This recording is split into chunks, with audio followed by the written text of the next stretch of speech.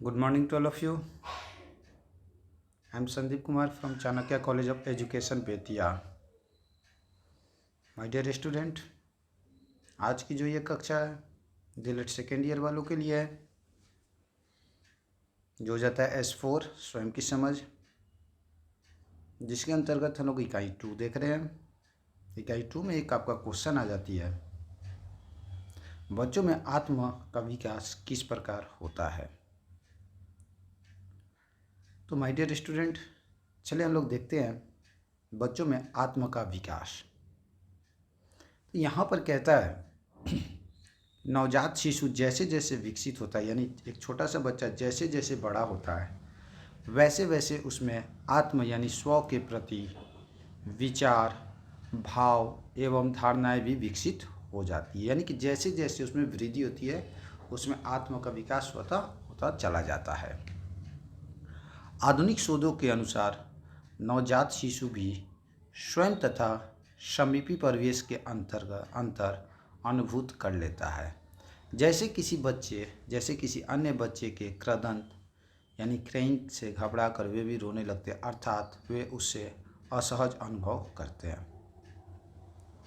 परंतु कुछ मनोवैज्ञानिक इससे असहमत भी हैं। इस प्रसंग में जो शोध कार्य हुए हैं उनमें काफ़ी महत्वपूर्ण निष्कर्ष प्राप्त हुए हैं। तो देखिए यहाँ पर कहता है कि बच्चों में आत्म का विकास से हमारा तात्पर्य कह रहा है कि आत्म विकास से हमारा तात्पर्य कहता है कि जब एक बच्चा जन्म लेता है और जन्म लेने के बाद जैसे जैसे उसमें वृद्धि होती है वैसे वैसे उसमें स्व के प्रति की विचार यानी आत्म के प्रति का विचार की भावना विकसित होती जाती है।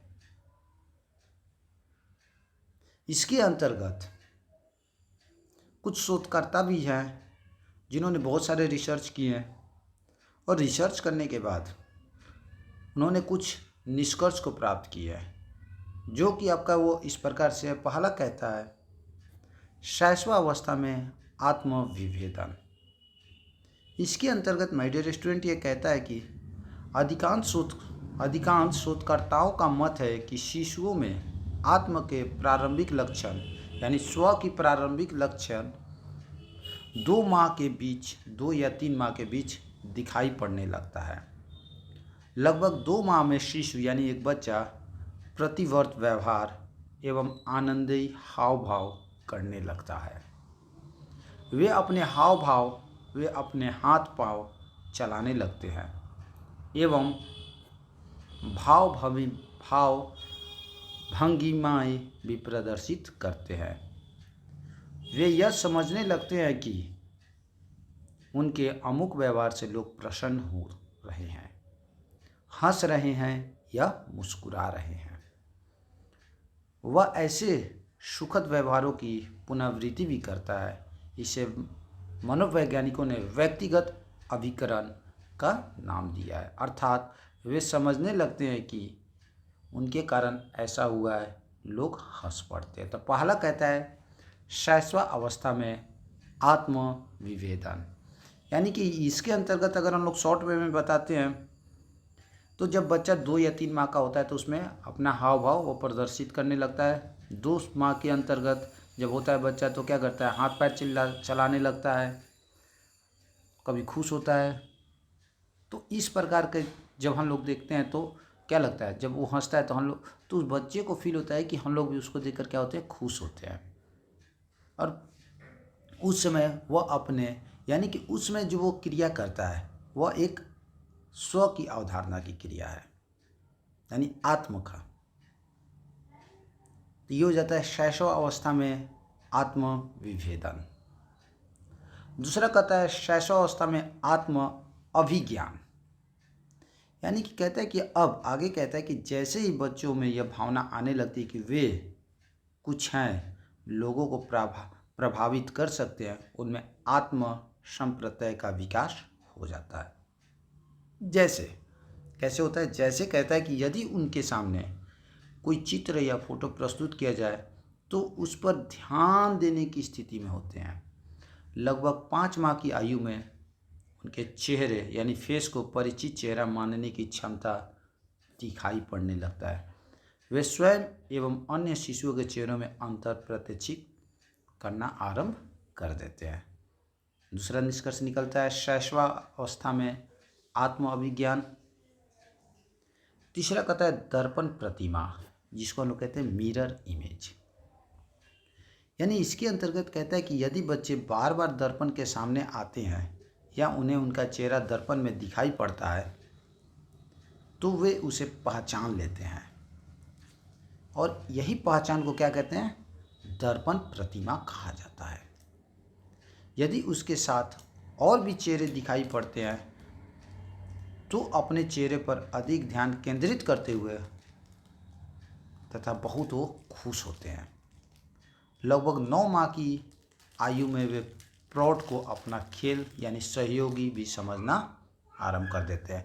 यानी कि देखिए दर्पण के अंतर्गत क्या कहता है, दर्पण के अकॉर्डिंग यहाँ पर कहता है कि बच्चे जब आईना के पास बार बार आते हैं तो क्या होते हैं, वो अपना चेहरा को पहचान लेते हैं, और उनके साथ अगर दूसरा व्यक्ति भी आता है तो वह उस चीज़ को और ज़्यादा पहचानने का प्रयत्न करते हैं। और साथ ही साथ जब वे 9 महीने का हो जाते हैं तो वो अपने से बड़े यानी कि जो भी आदमी जो उसके साथ है, वो बच्चे के साथ, वो उसके साथ क्या करना है, खेलना या उसे समझना प्रारंभ कर देते हैं। ये था तीसरा नंबर, दर्पण प्रतिमा। इसमें कहता है और आगे, ऐसा अध्ययन और भी शोधकर्ताओं ने किया है, परंतु अधिकांश अध्ययनों का यह निष्कर्ष निकला है कि बच्चे लगभग 18 से 24 माह में दर्पण में अपने चेहरे और किसी अन्य बच्चे के चेहरे को विभेदित करने में सफलता का प्रदर्शन कर पाते हैं। उनमें आत्म पहचान की योग्यता स्पष्ट प्रदर्शित होने लगती है। यह योग्यता इसलिए प्रदर्शित होने लगती है क्योंकि बच्चे 18 से 24 माह के बीच में संवेदी पेशीय अनुभूतियों को प्रयोग में लेने की स्थिति में आ जाते हैं। वे मानसिक प्रतिमाओं का निर्माण भी प्रारंभ कर देते। इस प्रकार 3 से 4 वर्ष की आयु में वे जीवन स्मृतियों को याद करने में समर्थ होने लगते हैं। तो ये था my dear student third point. चौथा कहता है अनुभव का प्रभाव। इसके अंतर्गत ये कहता है कि गत यानी कि उसी को कंटिन्यू में हम लोग चल रहे हैं, अनुभव का प्रभाव में इसी को अब हम लोग कंटिन्यू में चल रहे हैं, जो थर्ड पॉइंट को उसी को कंटिन्यू लेकर चल रहे हैं। फोर्थ में कहता है कि गत समीक्षा से स्पष्ट होता है कि निसंदेह आत्म के विकास पर संज्ञानात्मक योग्यता के विकास का स्पष्ट प्रभाव पड़ता है। संज्ञानात्मक योग्यता का प्रभाव, इसके अकॉर्डिंग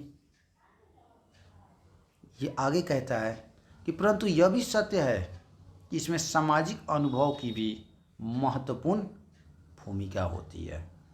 यानी कि अनुभव का प्रभाव के अंतर्गत यानी कि जिसके अकॉर्डिंग बच्चे जिस क्षेत्र में रहते हैं वो उसका अनुभव प्राप्त कर लेते हैं और उसी के अकॉर्डिंग क्या करते हैं, अपने आप को ढालते हैं। इसी के अकॉर्डिंग में अगर गैलप कहते हैं कि यदि अधिगम का अवसर दिया जाए, यदि अधिगम का अवसर एक बच्चे को अधिक दिया जाए तो वन मानुषों के बच्चे भी दर्पण में अपना चेहरा पहचानना सीख लेता है।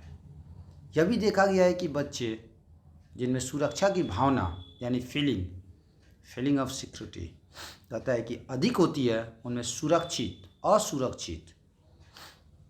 असुरक्षित बच्चों की अपेक्षा आत्म पहचान की योग्यता अधिक क्या होती है, प्रदर्शित होती है। इसी में अगर पीप ने कहा है 1992 ने कि 2 एवं 3 वर्ष के ऐसे बच्चों पर रोचक परीक्षण किया है या कि हाँ उन्होंने परीक्षण किया है जिसका एक चित्र उन्होंने क्या किया है, प्रदर्शित किया है। कौन? पीप ने 1992 में 2 और 3 वर्ष के बच्चों पर एक रोचक परीक्षण किया है जिसका उन्होंने एक चित्र के द्वारा प्रस्तुतिकरण दिया है। तो चलिए उस चित्र को हम लोग देखते हैं किस प्रकार से दिया है। तो यहाँ पर हम लोग देख रहे हैं माय डियर स्टूडेंट, इस चित्र को हम लोग देख रहे हैं ध्यान से। इसमें आपका कहता है self knowledge, secure, insecure, 2 years old, 3 years old, बीच में आपका एजिंग दे दिया है। तो इस चित्र को ध्यान से देखिए। इसमें कहता है कि चित्र यानी इसमें आयु एवं लगाव का आत्म पहचान का प्रभाव देख रहे हैं कैसे दिख रहा है। अतः इन अध्ययन में दोनों समूहों के बच्चों में से उनका नाम, लिंग, आत्म पहचान के प्रश्न पूछे गए हैं, जैसे कि चित्र में से स्पष्ट हो रहा है। देख रहे हैं, 2 इयर्स, 3 इयर्स एजिंग आपका दे दिया है, और ये जो फिगर दे रहे हैं वो फिगर में क्या है, आपका उतार चढ़ाव दिख रहा है। 2 वर्ष के सुरक्षित भाव वाले बच्चों का प्राप्तांक असुरक्षित भावना वाले बच्चों से क्या रहा, अधिक रहा। तीसरे वर्ष में यह अंतर और भी प्रबल हो गया, यानी कि जब 2 वर्ष का बच्चा था तो तीसरे वर्ष में और भी क्या हो गया, यहाँ पर देख रहे हैं प्रबल हो गया है। इससे आत्म पहचान के विकास में सुरक्षा की भावना का प्रभाव स्पष्ट होता है। तो ये था आपका 4 नंबर पॉइंट, अनुभव का प्रभाव। नेक्स्ट आपका 5वां कहता है, 5वां कहता है माता पिता का प्रभाव। इसके अंतर्गत माय डियर स्टूडेंट ये कहता है कि आत्म के विकास में माता पिता एवं परिवार के अन्य सदस्यों का भी क्या होता है, महत्वपूर्ण योगदान होता है। एक किसके जीवन में, एक बच्चे के जीवन में। वे बच्चों के विभिन्न प्रकार का ज्ञान, सुझाव एवं निर्देश आदि पर समय देते रहते हैं। इससे क्या होता है, उसमें आत्म का विस्तार हो जाता है। जैसे माता पिता कहते हैं, तुम एक लड़के हो या तुम एक लड़की हो, तुम एक सुंदर बच्चे हो या तुम एक अच्छे बच्चे नहीं हो, या तुम्हारी बहन अच्छी है, तुम बहन को परेशान मत करो, यानी कि इस प्रकार एक केयरिंग करना, ये जो आपका कहता है, इस प्रकार के सुझाव तथा बच्चों से प्रश्नों में आत्म पहचान का क्या होता है, विस्तार होता है। आत्म पहचान पर संस्कृति असमानता का भी क्या पड़ता है, प्रभाव पड़ता है। इसलिए विभिन्न संस्कृतियों में पले बच्चों के विचार आदि में असमानताएं पाई जाती है। कैसे पाई जाती है, देखिए जो भी बच्चे जन्म लेते हैं वो सब अलग अलग परिवार में लेते हैं, उनके माता पिता का अलग अलग सोच होता है, उनके पास पड़ोस का अलग सोच होता है, उनकी एक समाज संस्कृति अलग होती है। इसी कारण से जो भी बच्चे होते हैं उनके जो संस्कृतियाँ होती है क्या होती है, असमानताएँ होती है, यानी कि सब में असमानता एक समान नहीं होती है। आगे कहता है स्कूल पूर्व बच्चों में आत्म प्रत्यय। यहाँ पर कहता है कि अधिकांश शोधकर्ताओं का यह मानना है कि स्कूल पूर्व आयु के बच्चों में अमूर्त आत्म प्रत्यय कम देखा जाता है। उनमें प्राय मूर्त एवं भौतिक आत्म अवधारणा भी अधिक क्या होती है, प्रदर्शित होती है। जैसे कोई कहता है मेरा रंग गोरा है, मेरी आँख भूरी है, मेरे पास साइकिल है, वगैरह वगैरह इस टाइप का है। परंतु उनमें इस अवधि में मनोवैज्ञानिक अवधारणाओं का प्राय प्रदर्शन नहीं होता है। तो माय डियर स्टूडेंट, ये था बच्चों में आत्म का विकास के बारे में, यानी कि बच्चों में आत्मा का विकास किस प्रकार से होता है इसके बारे में, जिसके अंतर्गत पहला कहता है शैशवावस्था में आत्म विभेदन, दूसरा कहता है शैशवावस्था में आत्म अभिज्ञान, तीसरा कहता है दर्पण प्रतिमा, चौथा कहता है अनुभव का प्रभाव, पांचवा आपका कहता है माता पिता का प्रभाव, और माता पिता के प्रभाव में आपका विद्यालय पास पड़ोस सारे चीज़ आ जाते हैं। तो माय डियर स्टूडेंट, अब मैं अपनी वाणी को यहीं विराम देता हूँ। So thank you, have a nice day.